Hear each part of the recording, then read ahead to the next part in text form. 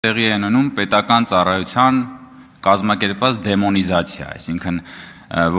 որտեղ ձեր ասած նույն տրամաբանությունն է, այս սրանք բյուջե են լցնում, իսկ ոնց մի րոպե, այս բյուջե են լցնում, հələ ու սկսում է, սրանք ձրիակերներ են, սենց են, նենց են, այսինքն ստեղծվում է իմիջ պետական ծառայողների մասին վերից վար, որ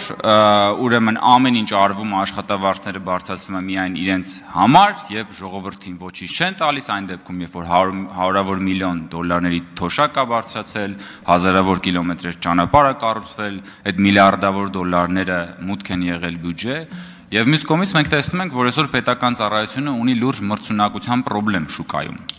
Եվ նաեւ այդ քարոզչության արդյունքում բազմաթիվ լավ մասնագետներ խուսափում են եւ ֆինանսական մոտիվներից եւ նաեւ հարցի այսպես քարոզչական բարոյական տրամաբանությունից ելնելով պետական ծառայության անցնել եւ իմ կարծիքով դա լրջագույն խնդրեմ է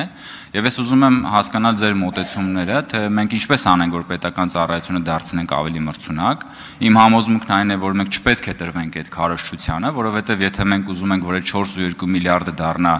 8.2 միլիարդ, 10 միլիարդ, դա նշանակում է, որ մենք մեր կառավարման որակը պետք է բարձրացնենք նախ առաջ, եւ ես կուզենամ ձեր պատկերացումները լսել կառավարման որակի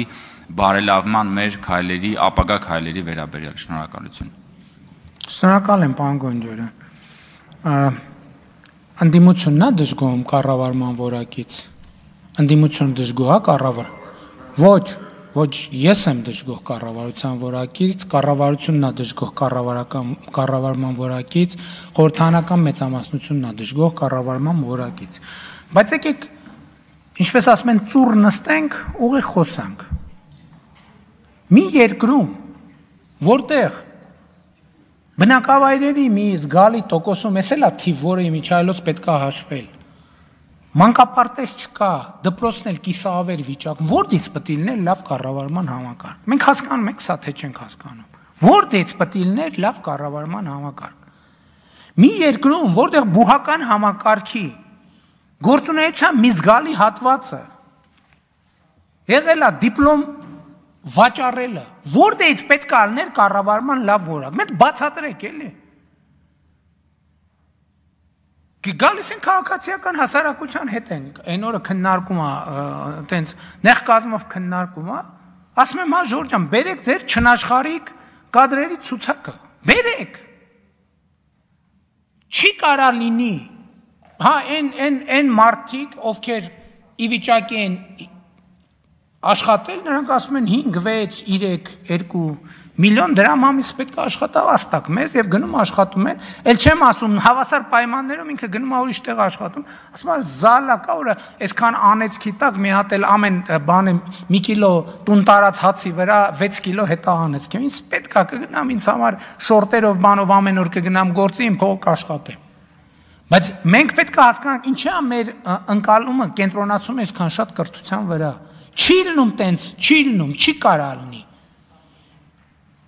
Դուք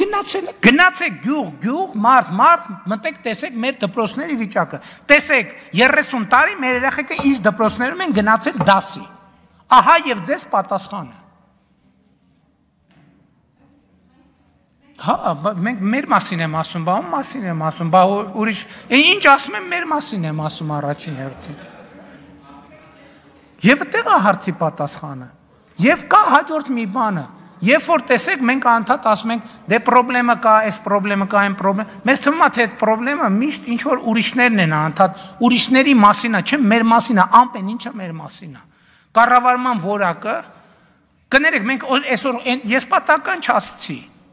ես այնպիսի վարչապետ եմ, ինչպես Հայաստանի Հանրապետության միջին վիճակագրական վարորդը, վարորդը ինչպիսին վարորդը, միջին վիճակագրական վարորդը, որովհետև չեմ կարող ես այլ կերպ լինել Չեմ կարող, և հակառակը, մենք ես պետք է այս կապերը հասկանանք, սա մի օրգանիզմ է, բա պետությունը, ժողովուրդը մի օրգանիզմ է, հա այդ օրգանիզմի մեջ տարբեր մասեր կան, տարբեր ֆունկցիաներ կան, բայց մենք ինքը միասնական օրգանիզմ է, մենք ինչ ենք մի ժողովուրդ, որովհետև նույն կրթական համակարգով, նույն մտածողությամբ, նույն պատկերացումներով կապված ենք, Հա, տարբերվում ենք, մեկ ընդդիմություն կա, իշխանություն կա, գործադիր կա, օրենսդիր կա, արհեստավոր կա, բանվոր կա, գյուղացի կա, բայց ի՞նչն է մեզ միավ, ինչ որ մի բան կա, չէ՞, ընդհանուր։ Այդ հաղորդակի ծանոթների տրամաբանությունն է։ Եվ մենք պետք է հասկանանք, ուզում ենք պետություն ունենանք նորմալ, պետք է ներդրում անենք կրթական համակարգում։ Ինքնամոռաց պետք է ներդրում անենք։ 300 դպրոց, ինչու՞ չենք կարող նորմալ 300 դպրոց կառուցենք։ Էլի նույն պատճառով։ Որտեղ միջին վիճակագրական շինարարը այնպեսին է, ինչպես միջին վիճակագրական վարորդը եւ միջին վիճակագրական պաշտոնյա եւ միջին վիճակագրական վարչապետը։ Իմ համար ասեն որոշների վրա չլինի։ Բայց պետք է հասկանանք մենք։ Ի վերջո մենք մեզ հայելու մեջ նայելու ենք, թե ես ասելու եմ, ես ամենալավն եմ, մնացածը վատն են, մնացածն էլ ասելու են, մենք ամենալավն ենք, բանը վարչապետը վատն է։ Կարանք ասենք, բայց դրանից շարժ չկա, ոչ մի տեղապտույտի անվերջ վիճակ։ Մենք բոլորս նույնքան լավն ենք եւ մենք բոլորս նույնքան վատն ենք։ Սա է իրականություն։ Արձագանք, շնորհակալություն։ Շիրակ Թորեսյան։ Շնորհակալություն, պարոն վարչապետ, շնորհակալություն ձեր ընդգրկուն ելույթի համար։ Ելույթում դուք անդրադարձ կատարեցիք անվտանգային խնդիրներին եւ խաղաղությանը, փոխկապակցված եւ շատ կարեւորեցիք այդ խնդիրները,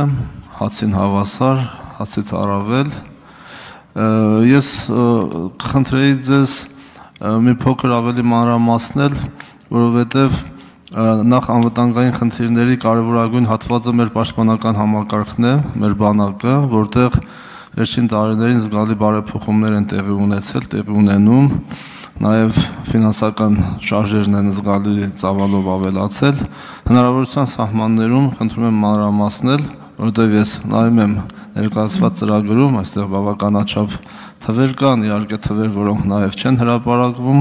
հնարավորության սահմաններում խնդրում եմ ներկայացրեք, շնորհակալ